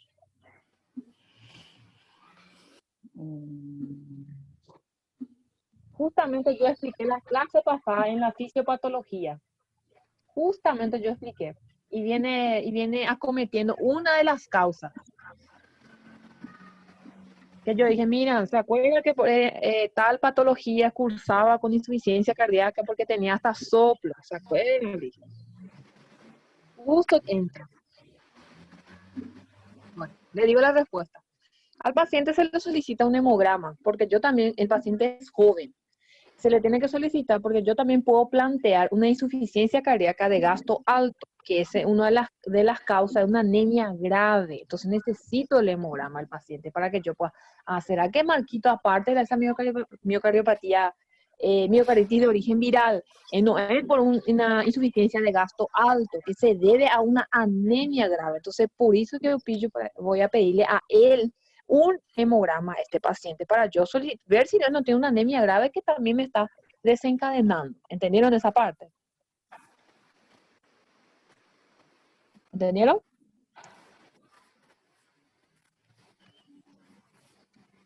¿Entendieron por qué se pide el hemograma? Sí, doctora. Sí, profe. Muy bien. Ahora, ¿fácil o difícil el caso clínico? Sí, Difícil. más o menos. O meu travou, não consegui ouvir nada. Bueno, ya repito otra vez. El hemograma, uno es bueno pedirle al paciente que plantea insuficiencia cardíaca, porque no hay que olvidar que la insuficiencia de gasto alto, la causa de él es la anemia grave. Entonces yo al solicitarle al paciente un hemograma, yo voy a poder constatar si el paciente tiene una anemia, ya sea moderada o severa, que es la severa, que es una de las causas que me puede dar una insuficiencia de gasto alto. Por eso le pido un hemograma. ¿Entendieron esa parte? También es bueno pedirle porque también yo planteé una de las causas que es la endocardititis infecciosa. Y también la endocardititis infecciosa cursa muchas veces de leucocitosis. Entonces, por eso yo tengo que ir planteándole el hemograma, pidiéndole el hemograma al paciente. Le pido el electro porque tengo que ver la hipertrofia, si no hay una fibrilación auricular, una arritmia como consecuencia del paciente. Le pido un ecocardiograma porque hay que ver la fracción de eyección, ver cómo está el ventrículo. Le pido una radiografía porque hay que ver el índice cardiotorácico buscando la cardiomegalia. Y le pido al paciente un hemograma. ¿Por qué le pido un hemograma a ese paciente? Le voy a pedir un hemograma porque también puede ser una insuficiencia de gasto alto ocasionada por una anemia. Entonces, por eso le pido esos a mi paciente. Ahora, como dijo dijo la compañera, también le voy a pedir IgG, porque tengo que solicitar, tengo que diagnosticar también mi miocardiopatía. Y otra cosa también lo que es bueno pedirle es una eritrosedimentación globular, también que es bueno pedirle a este paciente. Entonces, esos son los estudios que yo le voy a pedir a este paciente para poder llegar al diagnóstico. Ahora, pregunto de nuevo, ¿qué estadio está nuestro paciente? ¿A, B, C ou D? Para mim é C, porque ainda não tem a morte dos miocitos. Muy bien. ¿Por qué es C? Porque todavía no presenta en reposo los síntomas. A partir que el paciente empieza a presentar hasta en reposo, ese paciente ya te diría, até vendo televisão, estoy con dificultad respiratoria, hasta sí que el paciente de disnea está en reposo, hasta los síntomas, no solo disnea, sino el resto de los síntomas. Ahí el paciente te llega y te dice. Y otra cosa, el paciente que llega en estadio D, muchas veces ya viene con anasarca, o sea, ya viene con ascitis. Marquito todavía vino con, nada más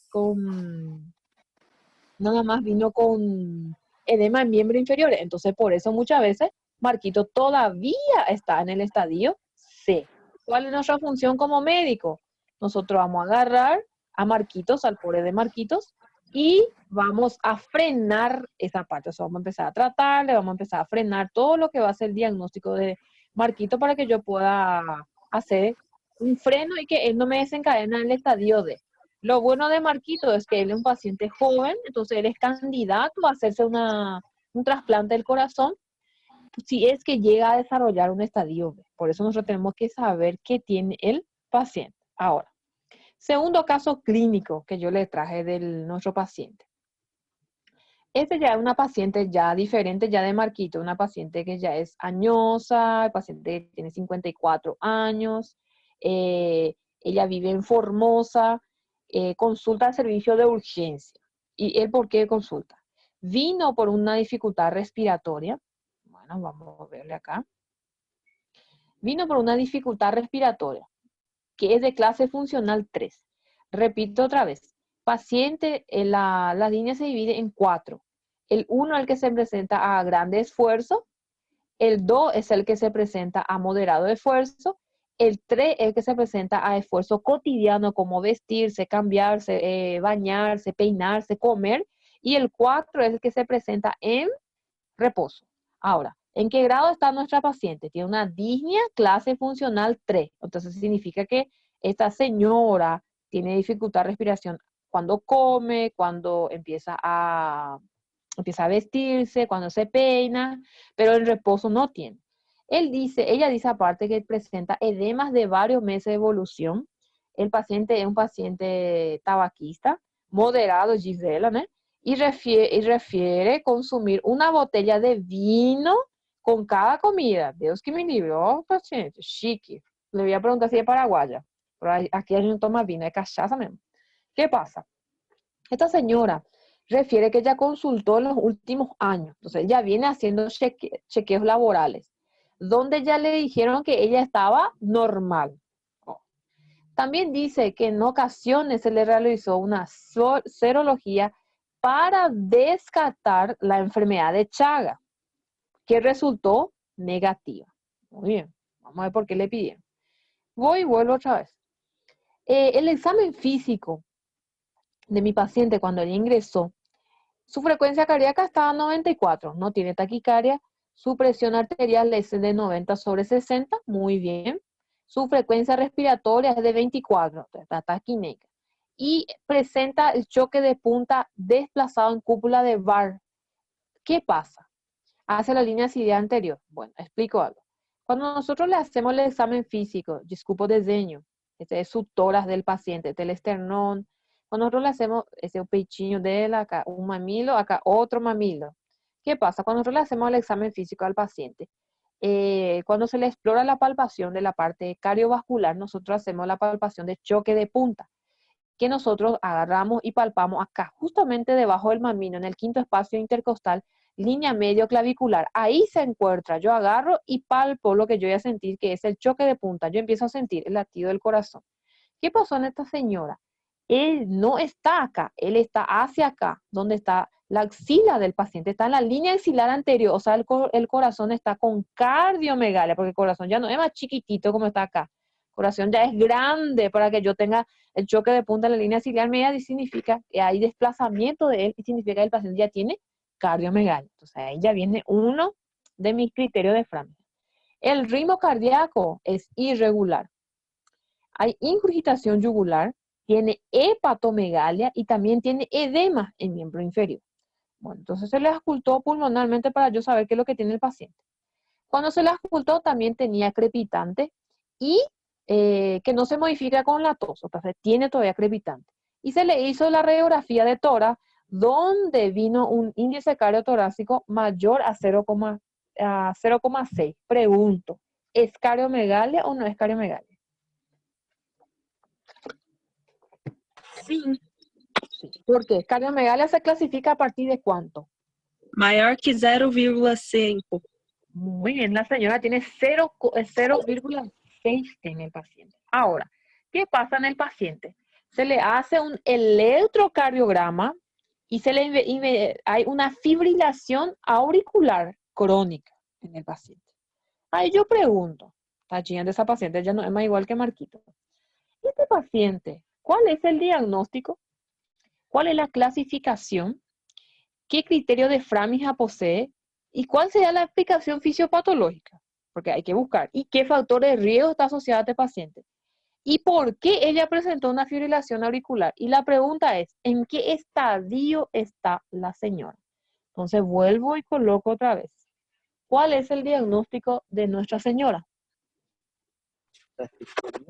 Insuficiência cardíaca esquerda? Izquierda. ¿Por qué izquierda? Por conta do aumento do coração Ajá. e pela... Ai, deixa eu ver. E por causa da hepatomegalia? No, hepatomegalia es de la derecha. Ah, sim. No se olviden, congestión sistémica el que da es la derecha. Y congestión pulmonar la que da es la izquierda. Vuelvo y pregunta, ¿cuál es el diagnóstico de esta señora? Insuficiência cardíaca no caso direita? Derecha. Y la izquierda no encaja en él. Miren ahí.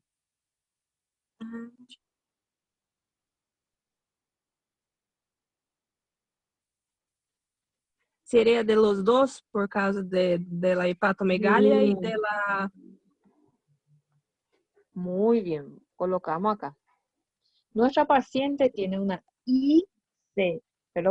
una IC global que embarca tanto derecha o ICC, que es la insuficiencia cardíaca congestiva, que ya va tanto la derecha como la izquierda. Ahora, pregunto, ¿cuál es la clasificación según el estadio? ¿Cuánto ustedes le van a dar a esta señora?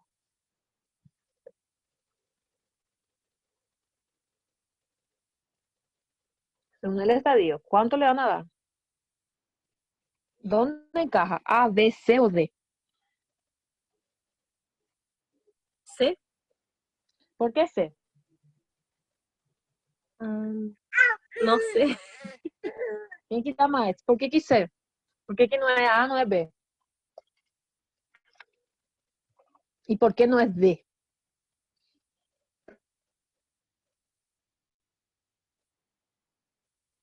Vamos, minha gente.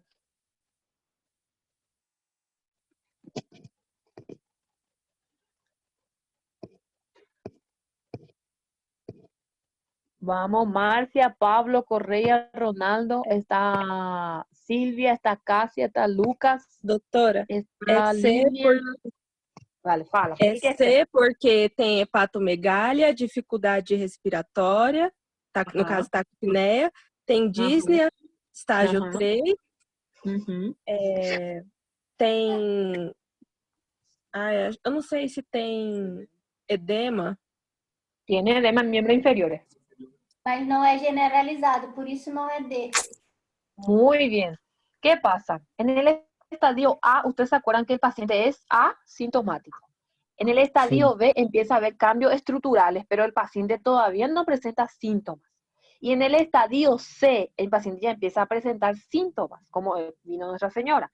¿Qué pasa en el estadio D? Los síntomas empeoran. La disnea se presenta en reposo, el paciente ya tiene un edema generalizado, o sea, el paciente ya ve mal. Entonces, por eso la señora todavía está en el estadio C. Ahora, cuando ella comentó que ella había consultado unos años anteriores, capaz que la señora estaba en el estadio A o en el estadio B, y él no tenía síntomas porque era chequeo general lo que ella hizo. Ahora yo pregunto, ¿la señora tiene criterio de Framingham? ¿Y cuántos criterios de Framingham tiene? ¿Cuánto tiene? Vuelvo para atrás. Espera un momento que voto para atrás. Espera un rato. Ay, ¿cuántos criterios de Framingham tiene la señora?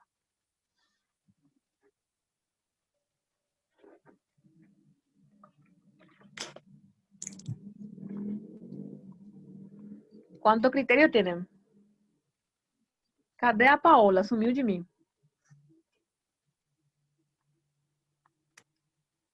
Doutora, seria, no caso, hepatomegalia 1, cardiomegalia 2. Hepatomegalia. Muy bien. Pregunto otra vez. ¿Hepatomegalia es mayor o menor? Menor. Menor. No. Bueno, tengo un menor. Después, cardiomegalia es mayor o menor? Maior. Maior. Mayor. Maior. Ingurgitação Otra cosa. jugular. ¿Es menor o mayor? Maior. Maior. Muy bien. Dos mayores ya son. E o Falta. menor? Dísnia Tem dois paroxística. maior e um menor, né, doutora? Até Sí, agora. mas tem mais menor aí. Dísnia paroxística. Dísnia? No, Dísnia línea paroxística progressiva. noturna, ele não falou. Não, é só dísnia progressiva. Línea progresiva. ¿Ese es menor o mayor? Menor. Menor, muy bien. Ela tem mais um. O que falta? Edema. Edema, muy bien. Ela tem 2 maior até agora e 3 menor. Crepitante é maior ou menor? Maior? Muy bien. Mayor. Eso era. Ahora, ¿qué tiene? El paciente tiene 3 mayor, 3 menor. Lógico que encaja en insuficiencia cardíaca. Ahora, yo pregunto otra vez. Volto para frente. ¿Cuál es el factor de riesgo que el paciente presentó?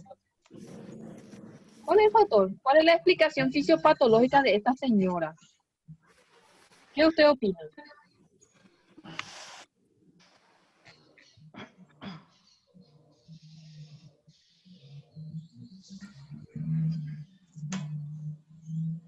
¿Qué opinan? ¿Cuál es la explicación fisiopatológica? Porque la señora en ningún momento dijo que es hipotensa. Lo que ella dijo que es tabaquista, consume una botella de vino todos los días con la comida. Uau. Una señora, puede ser. Mas o que é isso? O que chamou a atenção aqui? Porque ela fala que é todas as refeições? Toda la reunión. Pero que ella se le hizo una pregunta, se le hizo un estudio hace unos años atrás. Ela também é tabagista, né? Ajá, ¿y después?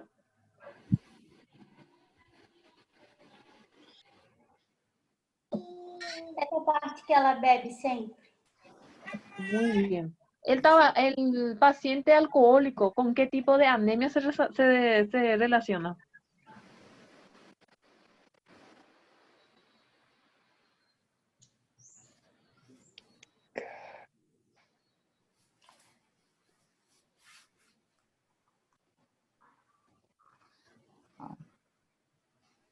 Vamos antes. ¿Con qué tipo de anemia se desarrolla?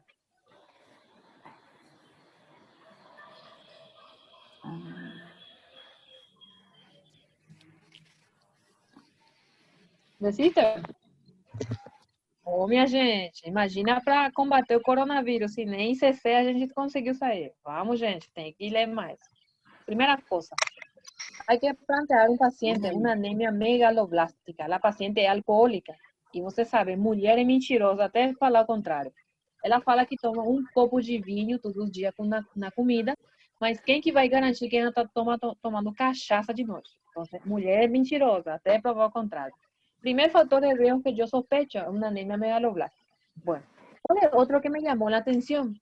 No hay que dejar de plantear esa miocardiopatía chagásica, porque fez o estudo y salió negativo.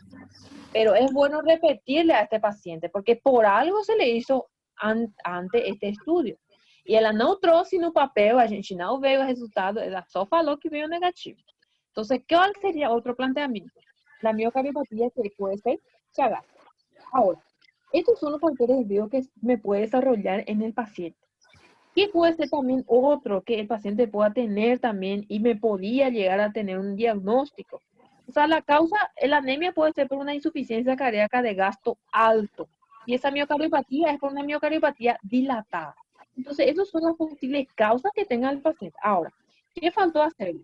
Faltó hacerle una buena anamnesis y preguntarle bien cómo es que estaba para que yo pueda llegar también a un diagnóstico mejor, porque estos son los factores de riesgo que yo conseguí y a través de eso conseguí hacerle la explicación.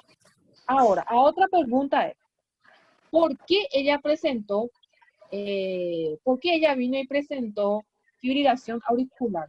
¿Por qué presentó? ¿Qué pasó fisiopatológicamente para que ella pueda presentar? Para que ella pueda tener esa fibrilación auricular. ¿Qué pasó ahí?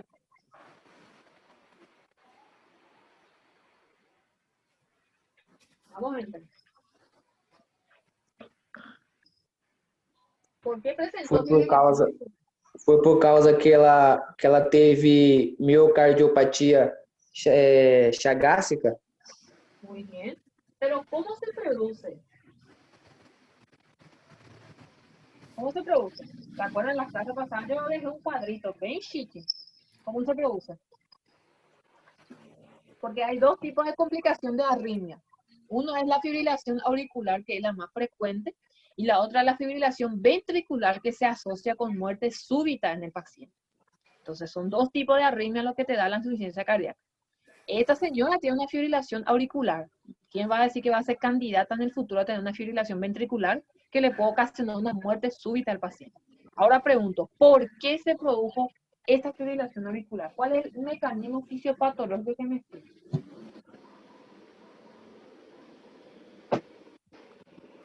¿No? Bueno, ¿qué pasó?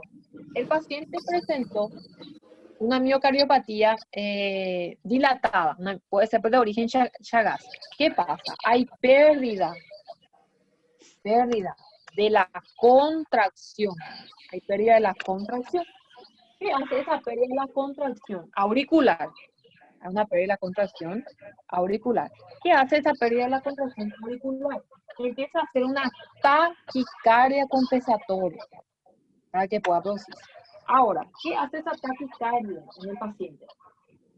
Esa taquicardia hace que la frecuencia cardíaca, la frecuencia cardíaca se vuelva irregular. Justo lo que tuvo Nuestra Señora.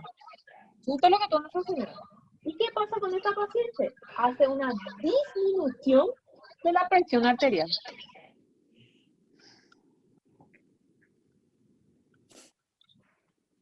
De la presión arterial.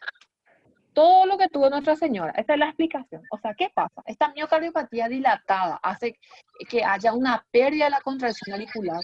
Cuando hay esa pérdida de la contracción auricular, ¿qué es lo que él hace? Él decide responder con una taquicardia, hace que esa frecuencia cardíaca se vuelva irregular y hace disminución de la PA. Muchas veces lo que pasó con nuestra pobre señora, vuelvo otra vez para atrás. ¿Qué pasó con la señora? Vamos a decir, él encaja en este. Esta señora, aparte de eso, de hecho, ir aquí, miren, presenta un choque de punta desplazado. Yo ya expliqué cómo, porque es una miocardiopatía, por eso es una cardiomegalia también que se constató en la radiografía. ¿Qué pasa? ¿El ritmo cardíaco es irregular? Sí, es irregular. ¿Qué pasa al paciente? ¿Hay disminución de PA? Sí, hay disminución. El paciente, miren cómo está, 90 sobre 60. Entonces, esa miocardiopatía hace que haya una pérdida de la contracción auricular, la frecuencia cardíaca se vuelve irregular y hay disminución de la PA. Y la señora te dice que en el electrocardiograma se evidenció una fibrilación auricular. Esa es la explicación fisiopatológica. A medida que el corazón va, hay una miocardiopatía dilatada, se empieza a perder esa contracción auricular. Luego cuando empieza a perder esa contracción, él tiene que acelerar más, entonces empieza a hacer más rápido la frecuencia cardíaca, entonces se produce taquicardia. Pero ¿qué pasa? ¿Cómo se compara? Es lo mismo como yo bailando. Si yo empiezo a bailar muy rápido, yo voy a perder todos los pasos. Entonces, ¿qué hace esa frecuencia cardíaca? Se vuelve irregular. ¿Y qué hace esa irregular? Hace que disminuye el PA de mi paciente. Esa es la explicación fisiopatológica que tiene mi paciente de lo que le pasó a él. Ahora, ¿vieron lo importante de pedirle todo a mi pobre paciente? De pedirle saber cuál es el diagnóstico, cuál es el factor de riesgo asociado en este paciente, cuánto criterio de Framingham tiene mi paciente. A esta sí ya se le pidió mucho estudio, entonces a este paciente sí ya le se hizo. ¿En qué estadio está esa señora? Está en el estadio C. ¿Cuál es el diagnóstico? Tiene una ICC global, una ICC. ¿Y por qué se produjo esa fibrilación auricular? No olvidar que la insuficiencia cardíaca tiene dos tipos de arritmia, un que mata silenciosamente y otro que no mata. Ella todavía tiene la queda aquí, no mata, que es la fibrilación auricular, que va a matar más lento. Entonces, ese es saber responderle al paciente. Fácil o difícil? Médio. Eu achei um pouco difícil. Imagina para eu entender a fisiopatologia do coronavírus. Isso aí foi mais lascado, te posso assegurar. Isso aqui foi mamão com açúcar, mas aquele para entender isso aí foi mais difícil. Eu falei, que bicho mais fedorento que faz essa coisa, né? Esse sim foi difícil. Aqui, insuficiencia cardíaca fue mamão com açúcar. Ahora, yo le dejé este último caso, yo ya le voy a dejar para que ustedes resuelvan. Este último caso, ustedes van a resolver. Yo ya le dejé, le mandé el slide que va a ser en el paciente, que la líder le va a mandar a usted, que es el caso 3. Es un paciente de sexo femenina, tiene 65 años, tiene todos los síntomas, van a resolver cuál es el diagnóstico del paciente, cuál es la clasificación, cuántos criterios de Framingham posee y cuál sería la explicación fisiopatológica de esta paciente. Es aquí no vale punto, es para que ustedes hagan un ejercicio, Ahora, le pregunto, ¿ustedes quieren una pausa o quieren que deje para la semana que viene la clase de hipertensión arterial? Depende de ustedes. Cansativo. Cansativo. Por mí, fica para a semana que vem. Porque ustedes tuvieron fármaco hoy a la mañana y você sabe que fármaco fisiopato não combina muito Semana bem que junto. vem também. Eu também concordo com o Muito bem. pessoal, para semana que vem. Professora, volte o caso clínico 3 aí, por favor, rapidinho. Aqui? Esse aqui é o outro. Obrigada. Entonces, la semana que viene, ¿puedo tirar eso aquí? Pode. Pode. La semana que viene vamos a hablar sobre hipertensión arterial y yo voy a estar preparando la clase de fisiopatología del COVID-19 para que ustedes puedan tener también. Entonces, si me da tiempito después de hipertensión, yo ya voy a esta clase de COVID-19 que era el tema del coronavirus. ¿Puede ser? Sí. Sim. Entonces, estudien, gente. No se olviden, no desisten, por favor. Tem muita pandemia para a gente ganhar a guerra. Entonces, agarren su libro, toman un café bem forte, y ahí pega el libro de POR y agarren también el libro de farmacología y vai. Porque fisiopatología se estudia con farmacología. A medida que yo voy dando la fisiopatología, ustedes ya saben por que você dá o remédio, o que faz o remédio. Senão, não é só dar o remédio para o paciente. ¿Entendieron? Sim. Bueno, por hoy le dejo. Buen estudio. ¿Está bien? Obrigada. Bom fim de semana, professora. Gracias, igualmente.